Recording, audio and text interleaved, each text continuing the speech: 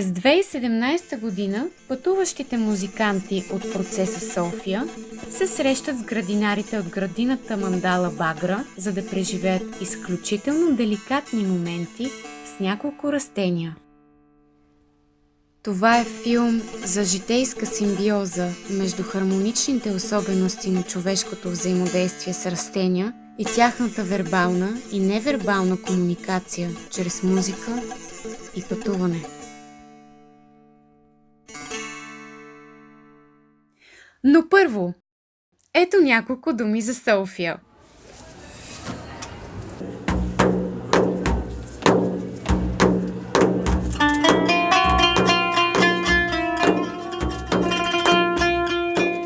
Първата формация се събира през 2014 година в София в състав Цецко перкусии, Ян от Франция саксофон, Чубри канун, Хоманд вокал от Сирия и Еди перкусии Турция България. Те се срещат за джем сешън към визуална изложба за Истанбул от проекта Рецепти за свобода и нещата се получават толкова добре, че решават да се срещнат месец по-късно за първия си официален концерт.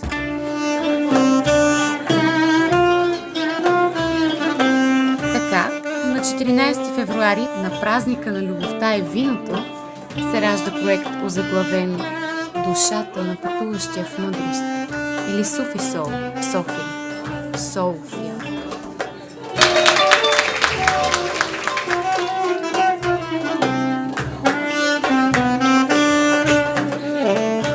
След още един месец през март записват за 2 дена първия си албум, озаглавен "Ние сме като флейтата и музиката в нас е от теб".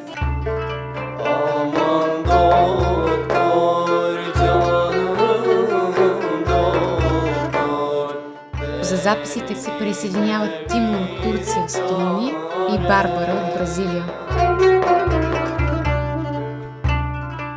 Албума съдържа 12 сложни музикални композиции от българската, македонската, гръцката, турската, кюрдската, арабската и персийската традиции, за промотирането на който предприемат национално турне из големите градове на България.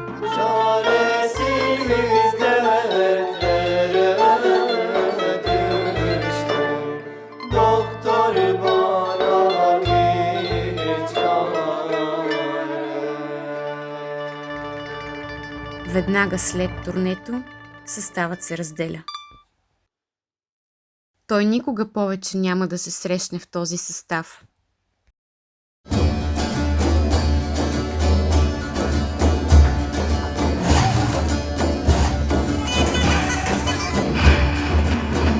Процесът София обаче просъществува в вечността и следват времена на диво препускане по вълните на музикалните хармонии на живота. За 5 години в процеса се включват над 40 музиканти и певци от над 15 държави и се преживяват многобройни свободни изяви, но за това ще се разказва в друг филм.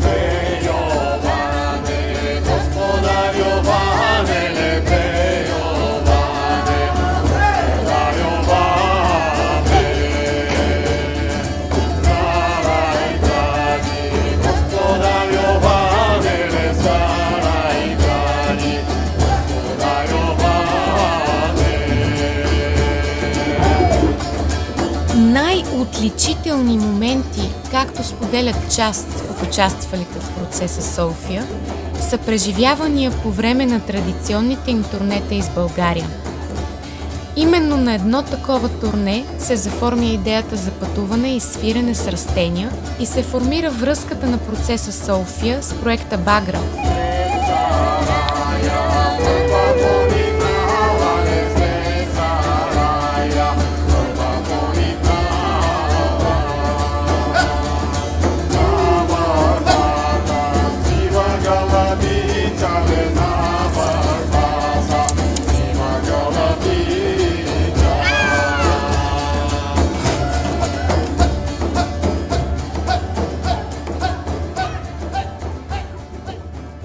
А къде се срещат вибрациите на музиката и диханието на растенията, ще разберем след малко.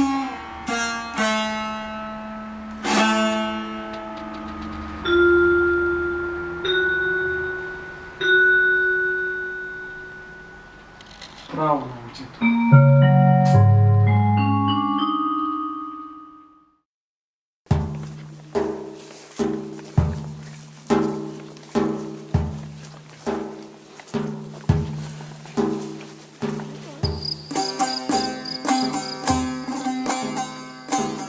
През пролета на 2014 година стартира изработването на единствената по рода си в България до тогава зеленчуково-билкова градина мандала Багра. Формата и принципите на работа и отглеждането на растения в нея са основани на елементарни, универсални и традиционни аспекти, като 5 елемента, 7 посоки, сезонна цикличност, българска и източни традиции, сакрална геометрия, биодинамика и много други. Проектът е отворен и не е с комерциална цел. Хармонията в изграждането му е следствие на самия процес, а събраната продукция се споделя свободно. И основната идея, заложена в споделянето, е да се осъществи още по-осъзната, уважителна и взаимопомощна връзка между хората и растенията. Основната идея, заложена при създаването на градини мандали, е повдигане на човешкото съзнание и засилване на осъзнатостта в по-деликатно отношение към растенията и околната среда като цяло.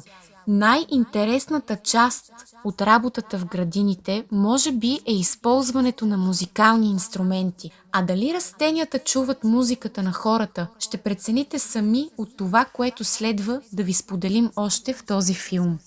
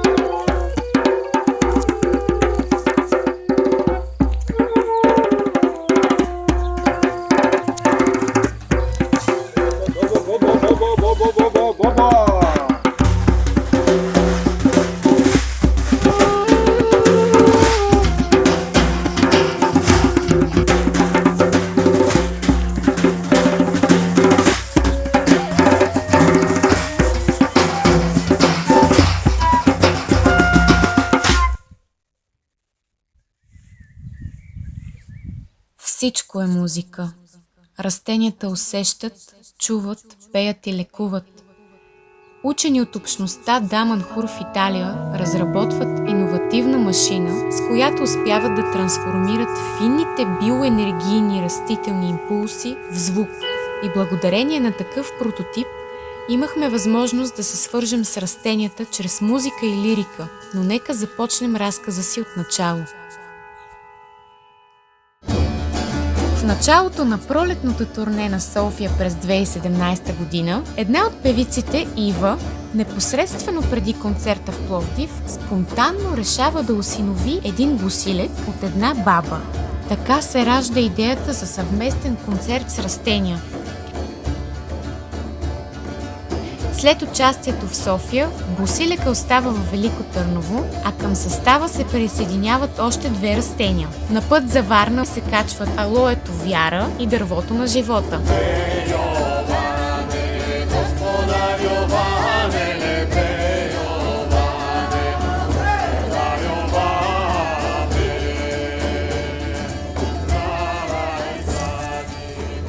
След Варна се отбиват за една вечер на Иракли, където растенията приемат специално морско внимание,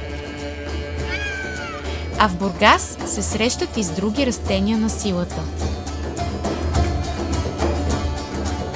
Преминават през огъня на Нестинарския събор в село Българи и стигат до Суфи събор край Истанбул, където прекарват 3 денонощия в постоянна музика и сема.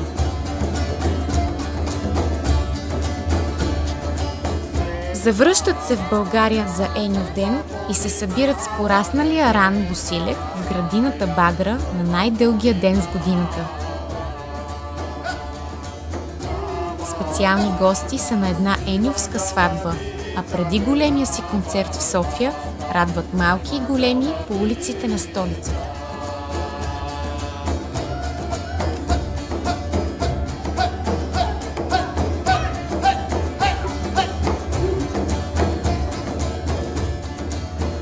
На 25 юни, месец след началото на турнето, имахме възможност да чуем растенията за пръв път. Събитието се осъществи със съдействието на Център Мандала и списание 8, които любезно ни предоставиха изобретението на Даманхур за този експеримент. Вие вече преживявате процеса София и в момента слушаме дървото на живота и неговата песен. Дървото на живота, Ран, Босилekът, теменушката на и Вяра Алоето.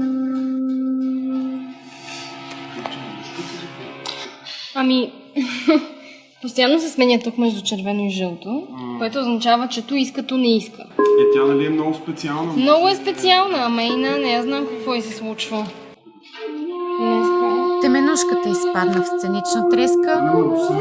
Да, хайде да пробваме Босилека. И Босилека изпадна в сценична треска. Не, пак се до червено. Според машината, цветето не дава връзка. Може да е в медитация. Пробваме алоето.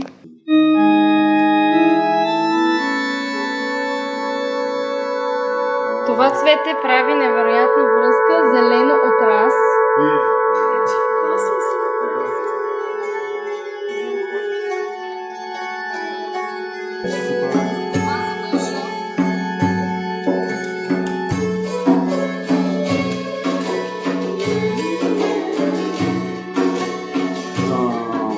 Растенията, които преживяват всеки един миг, без опасения за бъдещето и съжаление или разочарования от миналото, са много добър акцент за напомнянето на човека за всичко останало мимолетно, което е извън настоящия момент. И във вторият на мисли, човек, когато придобие добър навик да съществува повече в настоящето, от този му център природата вече се проявява в най-коректния възможен вид, без да си задаваме въпроси толкова много и съответно да се идентифицираме или обвързваме. Това е, което преживяваме, нали, като осъзнатост и реализация, пътувайки с растенията. И сега стигаме до тази симбиоза, нали, за която сме много благодарни въобще на тази възможност.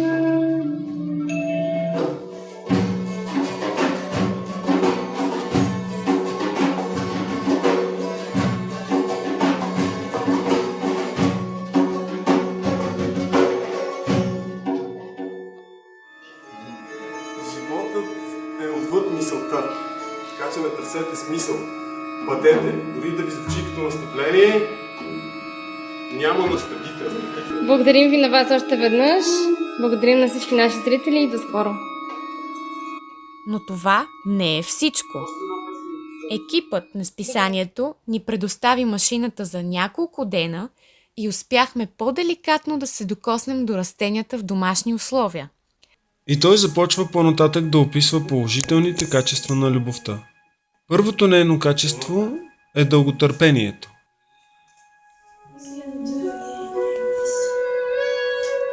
Растенията знаят тайната на дългия живот.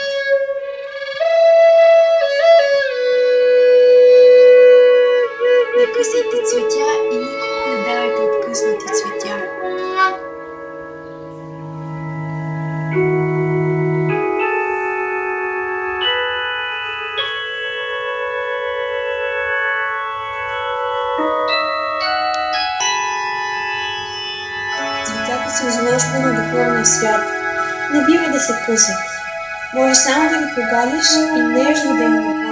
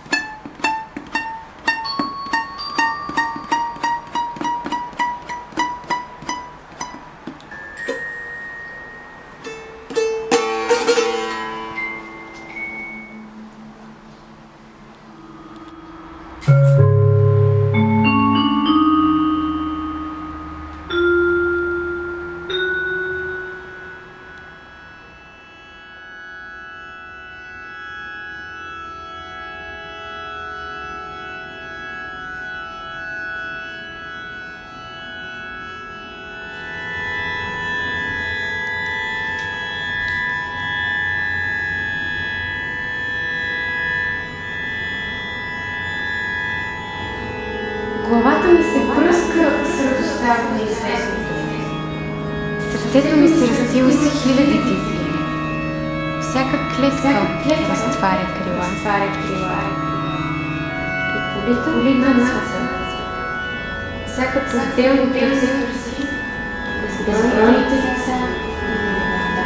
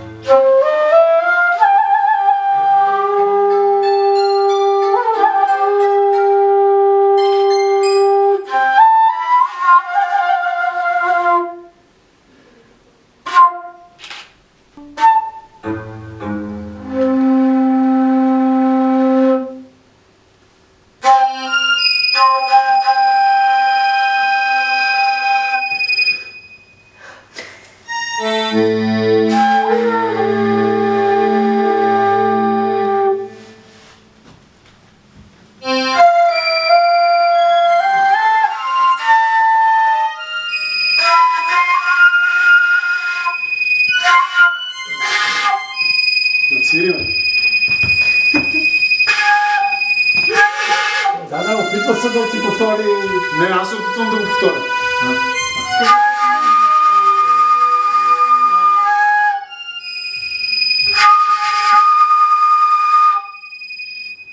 О,